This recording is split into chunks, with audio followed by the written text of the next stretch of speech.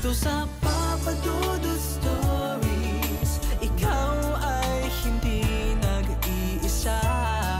Isang magandang gabi sa inyong lahat, lalo na sa inyo Papa Dudut. Ako po si Alana, 27 years old na ngayon at tubong Bacolod City.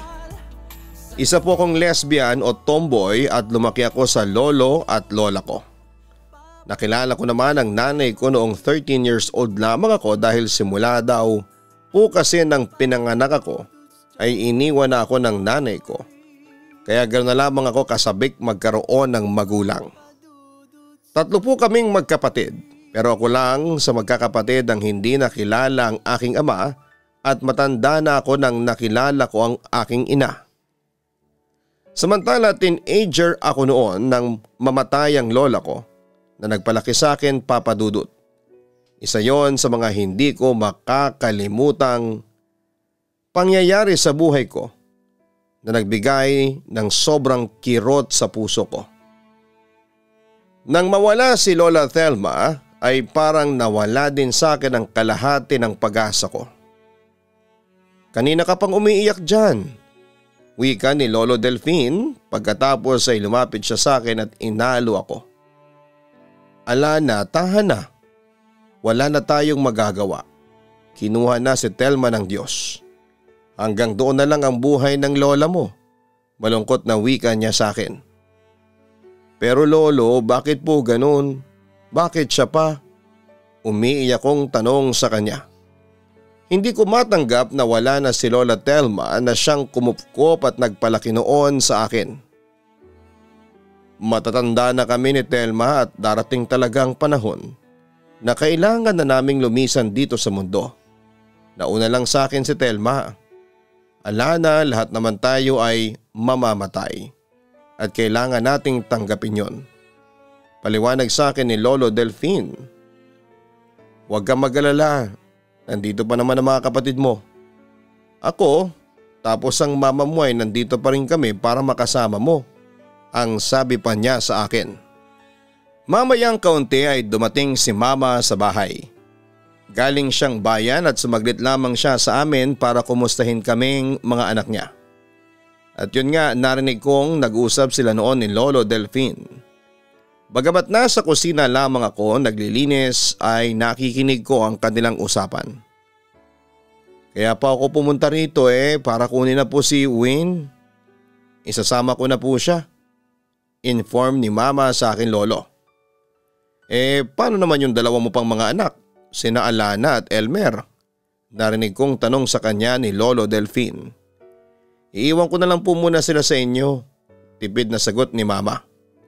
Sa puntong yon ay tumigil muna ako sa aking ginagawa at nakinig ako sa kanilang usapan. Si Win lang ang isasama mo? Bakit naman baka magtampo yung dalawang pang mga anak? Concern na wika ni Lolo Delphine sa kanyang pamangkin. Tito, hindi po magtatampo yung sina Alana at Elmer. Hindi na po bata ang mga yan. May sarili na po silang pag-iisip. Katwiran pa ng aking ina. Pero kasi baka isipin ng mga anak mo na may pinapaboran ka sa kanila, ang sabi pa ni Lolo. Wala po akong pinapaboran sa kanila, paniniguro ni mama sa kanya. Siya nga ba? Tila nanunubok na tanong pa ni Lolo Delphine. Doray heto, hindi naman sa nakikialam ako. Pero noong bata pa si Thelma si Win lang ang sinusustentuhan mo. Nasabi yun mismo sa akin ni Thelma. Tapos puro si Win lang ang inaalala mo. Binibilhan ng mga bagong gamit, siya lang yung pinag-aaral mo na para bang siya lang ang anak mo. Pagpapatuloy pa ni Lolo Delphine. Tito, nandito po si Alana. Baka magtampo sa akin yan. Sinubukan noong pigilan ni mama si Lolo Delphine lalo na't alam niyang nakikinig ako sa kanilang usapan. Ang sa akin lang maging patas ka sana sa pagtrato sa mga anak mo. Pagpapatuloy naman ni Lolo Papa Dudut. Malit lang po kasi ang kinikita ko, Tito. Sapat lang po yun sa isang anak ko. At dahil sa panganay si Win, siya muna ang susuportahan ko. Ikaw, Alana, naiintindihan mo naman siguro na hindi ko pa kayang suportahan kayong dalawa ni Elmer dahil wala akong pera. Paliwanag naman ni Mama. Kapag nakakaluwag ka na, maalala mo pa rin sana yung dalawang mong anak. Concern pa rin wika ni Lolo Delfin. Sa puntong yon ay huminga naman ng malalim si Mama bago muling nagsalita. Tito, pwede po bang makiusap sa inyo? Kayo po muna sana ang kumupkup kina Alana at Elmer. Sawi na lang po muna ang kukunin ko pero huwag kayong mag-alala. Kukunin ko rin yung dalawa kong anak kapag maayos na ang lahat. Pakiusap sa kanya ni Mama. Sige Doray, ako na muna ang bahala sa mga anak mo.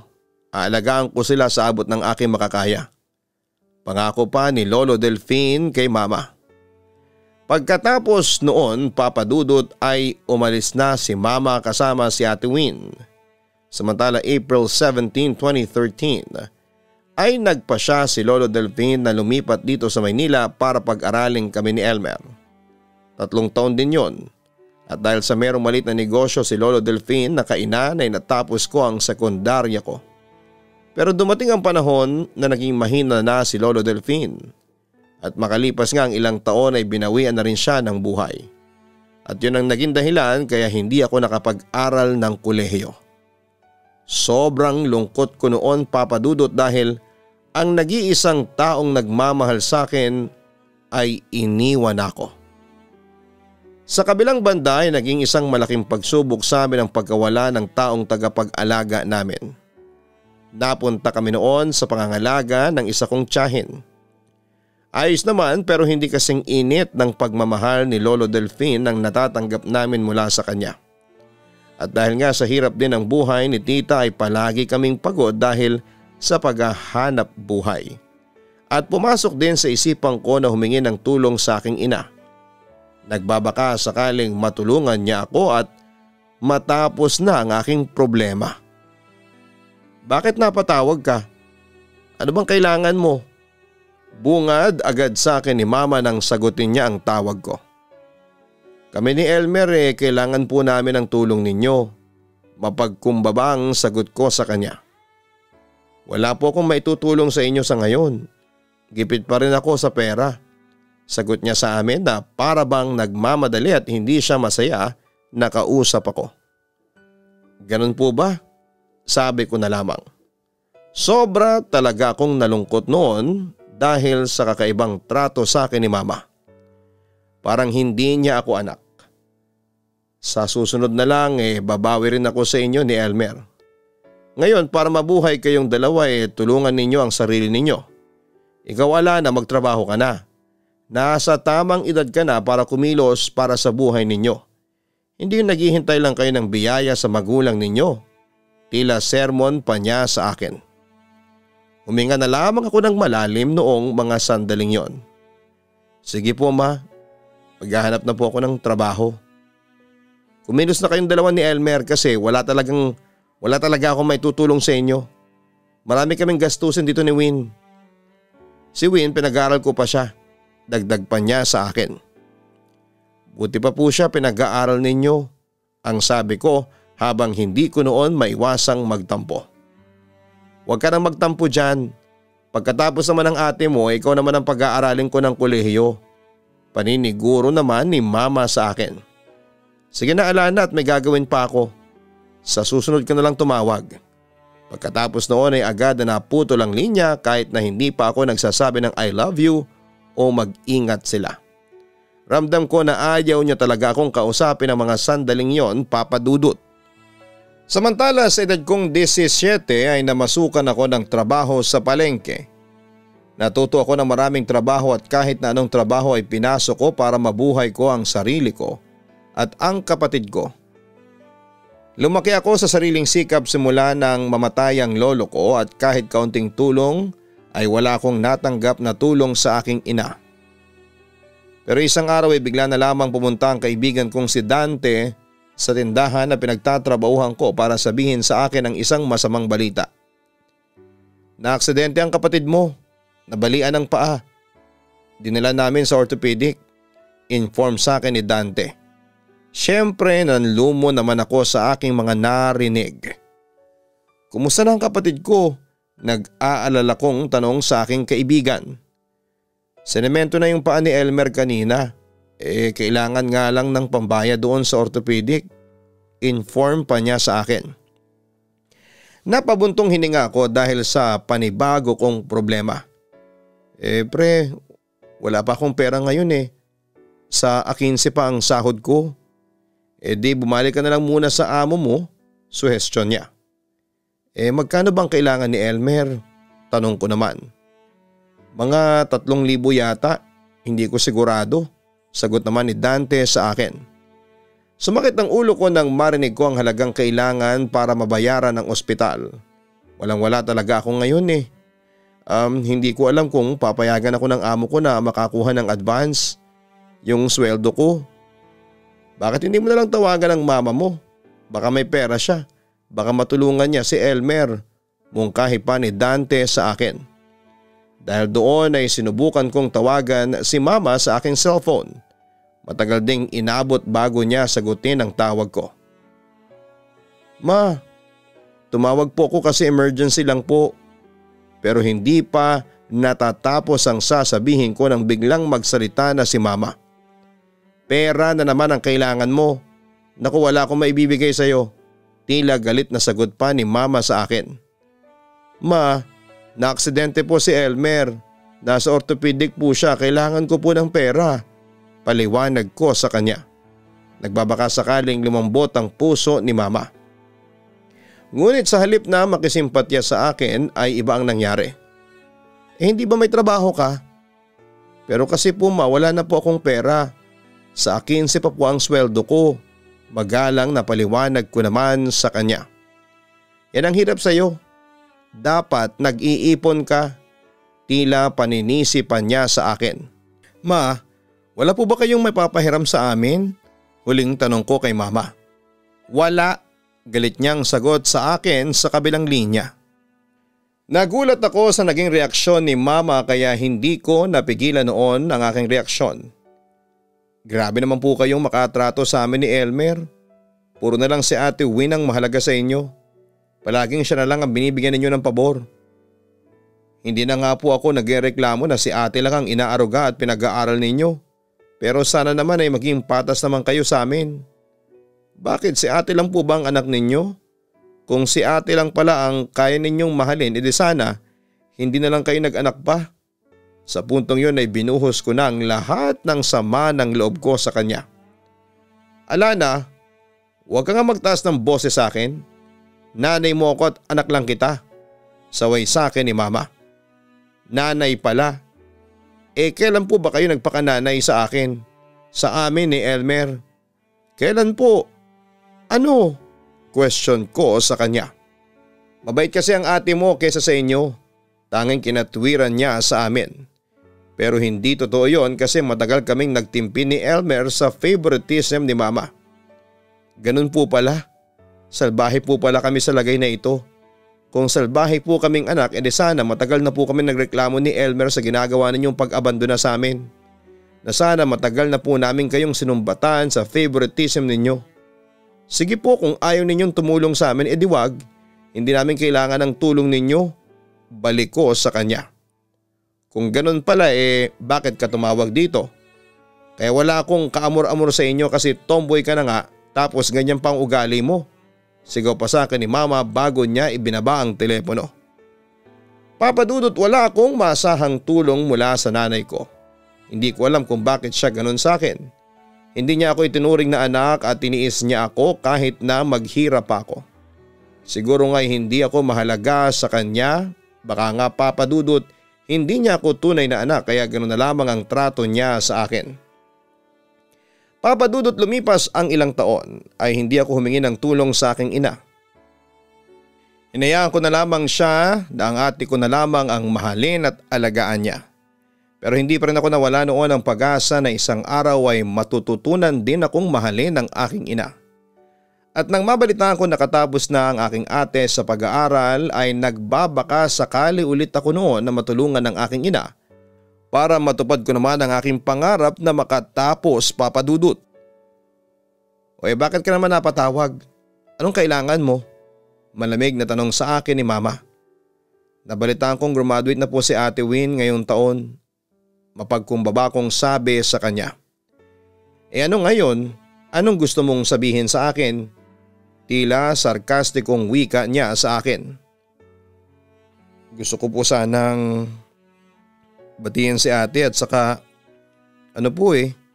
hindi ko maituloy ang gusto kong sabihin dahil bukod sa nahihiya ako ay natatakot din ako sa magiging response sa akin ni mama. Alam ko naman na may kailangan ka sa akin kaya ka napatawag. Wika niya sa akin at tila walang anumang pakikisimpatya sa kanyang boses. Total tapos niyo na pong pag-aralin si ate, baka pwedeng ako naman po sanang tulungan ninyo. Ma, gusto ko po kasing makapag-aral ng kolehiyo. Agad namang nagsalita si mama. Wala akong pera, wala akong maitutulong sa'yo. Hindi na ako kumibo noon dahil baka kung ano lang ang masabi ko sa kanya. Nagtimpi ako tapos ay nagbuntong hininga hanggang sa natanggap ko na wala talagang pag-asa na pansinin at mahalin ako ni mama. Ma, ginaganito niyo po ba ako kasi hindi ninyo ako tanggap na tomboy? O baka naman po hindi ninyo ako anak kaya ganito po ang pagtrato ninyo sa akin? Mahina pero magalang pa rin na tanong ko sa kanya. Anak, maniwala ka sa akin, wala na akong maitutulong sa'yo. Pagod na ako. Kung gusto mo si Ate Win mo na lang ang hingan mo ng tulong. Pasensya na anak, ang sabi ni mama at sa pagkakataong yun ay tila nakaramdam siya ng guilt sa pagkukulang niya sa akin bilang isang ina. Sige po ma, hindi na po ako hihingi ng tulong sa inyo. Pasensya na po kayo kung nakaistorbo po ako sa inyo. Magalang ko pa ring sabi sa kanya. At sa puntong yon ay ako na ang unang nagbaba ng telepono. Samantala hindi man ako matulungan ni mama ay merong mga taong dumating sa buhay ko para tulungan ako. Nang mamasukan akong kasambahay sa isang lesbian couple ay magandang naging pagtrato nila sa akin. Maganda ang pasweldo at hindi nila ako inabuso sa trabaho. Pagkatapos noon ay laking gulat ko nang magpasya silang pag-aralin ako sa kolehiyo. Dahil ayon sa kanila ay nakitaan nila ako ng malaking potensyal na umasenso. Papadudot sila na ang itinuring kong pamilya at magulang ko at kinalimutan ko na ang aking ina. Dahil alam kong wala nang pag-asa pa para mahalin niya ako tulad ng pagmamahal na ibinigay niya sa ate ko. Samantala taong 2019 ay natapos ko din ang kolehiyo, BS Entrepreneurship at lahat ng mga mahal ko sa buhay, ang mga amo ko, sina Dante at mga kaibigan ko at ilang mga kamag-anak ko ay kasama na ang kapatid kong si Elmer ay masayang bumati sa akin. Tanggapin mo ang regalo naming magpartner para sa iyo. Wika ng amo kong si Sir Anton, isang lesbian. Wow, talaga po? Para sa akin to? Hindi naman ako makapaniwala sa kanilang regalo na 30,000 pesos cash at isang brand new na laptop. Malit na bagay lang yan kumpara sa kabutihang ibinigay mo sa amin ni Anton. Alam namin magagamit mo yan sa pang-araw-araw mo. Ang sabi naman ni Ma'am Rowena na partner ni Sir Anton. Samantala hindi ko naman mapigilang umiyak sa harapan ng dalawang amo ko. Sa totoo lang po ay nagpapasalamat talaga ako kasi dumating po kayong dalawa sa buhay ko. Malaki po talaga ang utang na loob ko sa inyo. Kundi dahil sa inyo ay hindi po ako makakatapos ng kolehiyo. Gusto ko rin pong ipagpasalamat sa inyo yung moral support na ibinibigay ninyo sa akin. Kayo po ang nagpursige sa akin na abutin ko ang mga pangarap ko. Kayo po ang naging inspirasyon ko para matapos ko ang pag-aaral ko ng maayos. Salamat din po sa pagmamahal na ibinigay ninyo sa akin. Itinuring niyo po ako bilang kapamilya, bilang sarili ninyong anak at maraming salamat po sa inyo. Yon ang natatandaan kong sinabi ko sa kanila. Sa kabilang banda, yung araw ding yon ay nakatanggap ako ng tawag mula sa aking ina. Nabalitaan ko nakatapos ka na ng kolehiyo. Binabati kita. Sinserong bati sa akin ng aking ina. Salamat po. Matipid kong sagot sa kanya. Nakatapos po ako ng pag-aaral nang walang tulong ninyo. Biruin ninyo man na kaya ko po yun. Kahit minsan hindi po ako humingi ng tulong sa inyo. Masaya kong wika noon sa kanya. Kaya mo naman palang mabuhay nang wala ako. Tila malungkot na wika naman ni mama sa akin. Opo ma, tama po kayo. hindi ko nga po kayo kailangan sa buhay ko kasi meron po mga tao na kahit na hindi ko po sila kadugo mas daig pa kayo sa pagiging responsableng magulang. Minahal po nila ako, tinulungan at ginabayan po nila ako. Nagpakamagulang po sila sa akin. Tanggap ko na po na si Ate Win lang ang mahal ninyo. Kaya siya lang ang itinuring ninyong anak. Kahit wag na po ako, may mga kinikilala na po ako mga magulang. Magalang ko pa rin sagot sa kanya kahit na may kaunting hinanakit pa noon sa aking puso. Yun lang naman ang tinawag ko sa iyo, sana'y magpatuloy pa yung pagiging successful mo. Good luck ha? Yun ang huling sinabi ni Mama sa akin bago naputol ang linya. Papadudot, sobrang kasiyahan ko nang makatapos ako ng kolehiyo. Agad ako nakahanap ng trabaho sa isang food manufacturing corporation bilang marketing assistant. Mas nagpursige akong magtrabaho at wala pang 8 buwan ay agad akong na-promote bilang marketing junior manager. Samantala ng mga panahong yon ay pinatawad ko na lamang ang nanay ko sa mga pagkukulang niya sa akin. Pinagpasa Diyos ko na lamang ang lahat. Pero kahit na pinatawad ko na siya ay minabuti ko na ring lumayo sa kanya at namuhay ng mag-isa. Papadudot, kahit salat ako sa pagmamahal ng isang ina, ay may ibinigay naman sa akin ng Diyos na mga tao na siyang nagmahal sa akin at isa doon si SP. SP, sobra talaga ako nagpapasalamat sa Diyos kasi hinayaan niyang makilala kita. Ang sabi ko noon kay SP habang inaya ko siyang mag-date noong araw na na-promote ako sa trabaho. Ako rin masaya ako at nakilala kita at naging parte ako ng buhay mo. Wika naman ni SP sa akin. Kung alam mo lang kung gaano kita kamahal, pabulong ko sa kanya. Alam ko naman yun, Alana. Alam ko at nararamdaman ko kung gaano mo ako kamahal, tugon niya. Nagpatuloy naman ako sa pagsasalita. Kung hahayaan mo lang sana ako na mahalin ka ay sinisigurado ko sa iyo na hindi mo pagsisisihan yun. Pangungumbinsi ko pa sa kanya. Kung sabihin ko sa iyo na pumapayag na ako maging girlfriend mo. Siyempre nagulat naman ako sa mga narinig ko mula sa kanya. Ha, talaga? Pumapayag ka na? Hindi ako makapaniwala that time at naghihintay ako sa kanyang clarification. Kasasabi ko lang kanina, hindi ba? Natatawang sagot ni SP sa akin at pagkatapos ay muli siyang sumeryoso. Alana, simula sa gabing ito ay girlfriend mo na ako. Kahit na tomboy ako ay okay lang sa'yo. Hindi mo ako ikakahiya. Panunubo ko sa kanya. Bakit naman kita ikakahiya, mahal kita. Alam mo Alana, wala akong pakialam sa mga sasabihin ng iba kahit na sabihin pa nilang lesbiana o tomboy ang karelasyon ko. Hindi naman sila ang magmamahal kundi ako at ikaw ang gusto kong mahalin, Alana. Pagagarantiya naman sa akin ni SP. SP, salamat. Sabi ko sa kanya bago ko napahalik sa kanyang noon ng 10 oras. Basta promise mo lang sa akin na hindi mo ko papaiyakin ha? Ipangako mo sa akin na ako lang ang mamahalin mo, tanong niya sa akin. Oo naman, pinapangako ko sa iyo na kailanman hindi ka iiyak sa akin. Ikaw lang ang babaeng mamahalin ko. Yon ang naging assurance ko sa kanya. Papadudot, simula noon ay si SP na ang kasama ko at matiwasay na kaming nagsama ngayon dito sa Mandaluyong. Tungkol naman sa aking kapatid na si Elmer ay kasalukuyan ko siyang pinag-aaral ng senior high school at pinagbubuti niya ang pag-aaral. Si Ate Win naman ayon nag-asawa na at may sariling pamilya habang si Mama ay nanatili sa kamag-anak namin sa Bacolod. Pero dahil sa sunod-sunod naman ang swerteng dumating sa akin ay nagpasya kong bigyan si Mama ng lingguhang tulong pinansyal para naman hindi na siya namumroblema. Sa kabilang banda hanggang ngayon ay may communication pa rin kami ni na Sir Anton at Ma'am Rowena at forever akong tatanaw ng utang na loob sa kanila.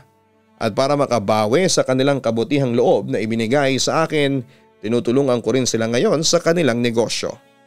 Papadudot, simple lang ang kwentong na ibahagi ko sa inyo. Pero alam kong may kaunting inspirasyon na mapupulot dito. Umaasa ako na sana'y magpatuloy pa ang swerte na dumating sa buhay namin ni SP. Sana rin ay matupad ko ang aking pangarap, ang makakasama ko rin ang aking biological father bukod syempre sa aking ina. Papa Dudut, hanggang dito na lamang ang sulat ko at muli maraming salamat at magandang gabi sa inyong lahat. Lubos na nagpapasalamat, Alana. Ang buhay ay mahiwaga, laging may lungkot at saya. Sa Papa Dudut Stories, laging may karamay ka.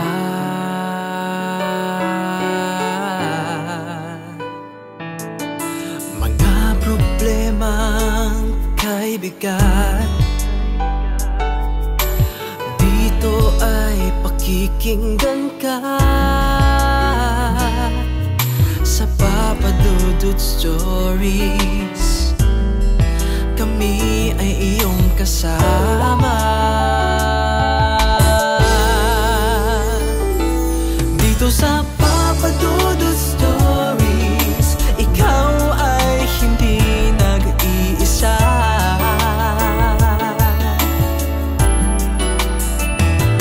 Dito sa Papa Dudut Stories, may nagmamahal sa'yo.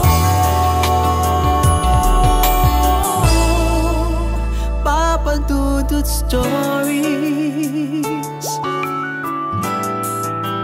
Papa Dudut Stories.